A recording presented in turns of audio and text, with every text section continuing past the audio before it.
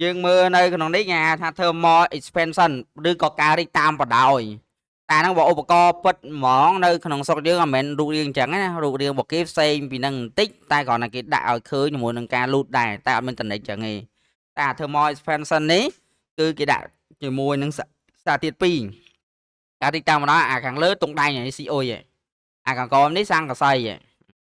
ឯរូបវនវាគឺយើងឃើញដូចយើងដាក់នៅក្នុងជាមួយឯកសារដែលរៀននៅក្នុងថ្នាក់ដែរគឺ L ស្មើ L0 កតា1បូក alpha delta t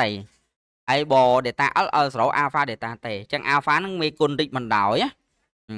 ចឹងនៅនេះមានអីគេខ្លះមានចង្កឹះតុងដែងនិងចង្កឹះសង្កសីជាមួយដុំទម្ងន់ហ្នឹងដើម្បីគេដាក់មកសង្កត់ទៅលើអតនិចនេះពេលដែលវាលូតមកវាវិលអតនិចហ្នឹងឲ្យវាវិលថាគំនូក្រិតវាប្រែប្រួលប្រមាណហើយអានេះគឺជាចង្គៀងតែចង្គៀងហ្នឹងមិនមែនចង្គៀងប្រេងកាតចង្គៀងអាកុលណាពេលច្រើនគេប្រើអាកុលជាងអាកុលដោយសារអាកុលអត់មានផ្សែងនៅក្នុងទីសោតអញ្ចឹងវាអត់មានប៉ះពាល់ឲ្យច្រើននេះអញ្ចឹងឥឡូវយើងចាប់ផ្ដើមមកមួយនឹងដំណើរការ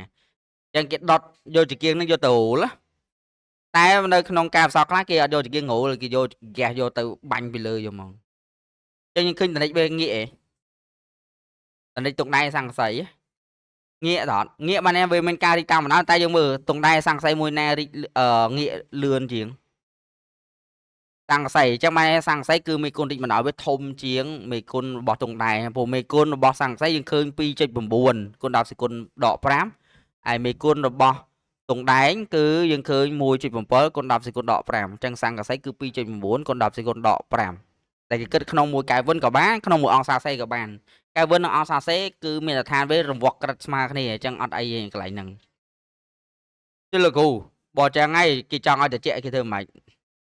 នេះបាញ់ទឹកពីលើមកវិញយើងឃើញមានការចុះត្រជាក់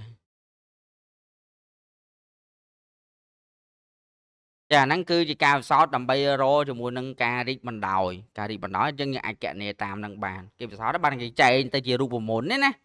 នៅក្នុងរូបមាន2យ៉ាងគេចែងជារូបមន្តតាមរយៈទ្រឹស្ដីបានកណនាតាមគណិតហើយចែងជារូបមន្តនិងមួយទៀតតាមពិសោធន៍បានចែងជារូបមន្តចានេះផ្សេងមួយទៀតយើងអាចនឹងដាក់វាលឿនបានដាក់បែបនេះដើម្បីឲ្យឃើញលឿន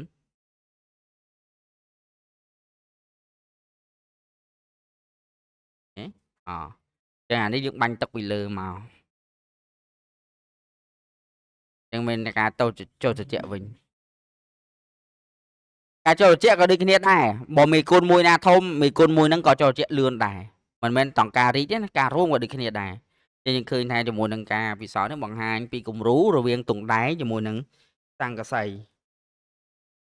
យើងអាចនឹងដូរសារធាតុផ្សេងដែរឧបមាថាឥឡូវខ្ញុំដូរដាក់អាលុយមីញ៉ូម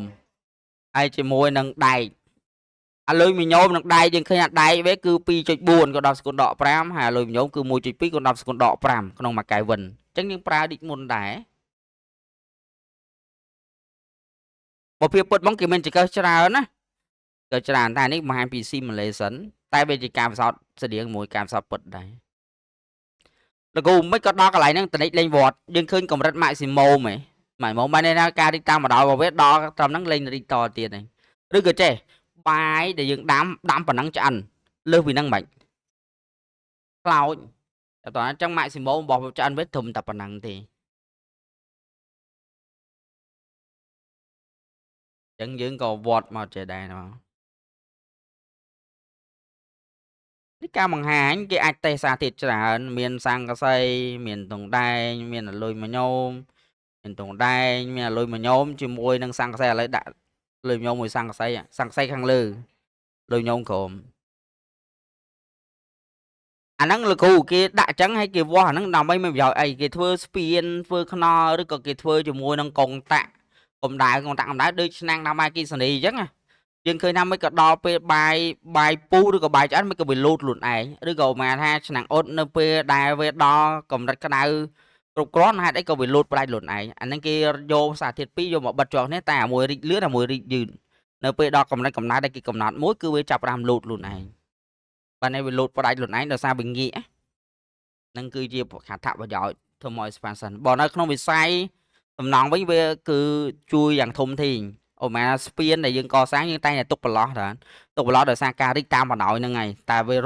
រីកហើយអត់មានជាមួយ space ដើម្បីទុកឲ្យវារីកទេគឺវាជួលគ្នាសម្រាប់កាច់វត្ថុហ្នឹងឬក៏ស្ពានហ្នឹងបាក់ងាយឆាប់បាក់អូខេមានចម្ងល់អីហ៎អត់ទេអូខេ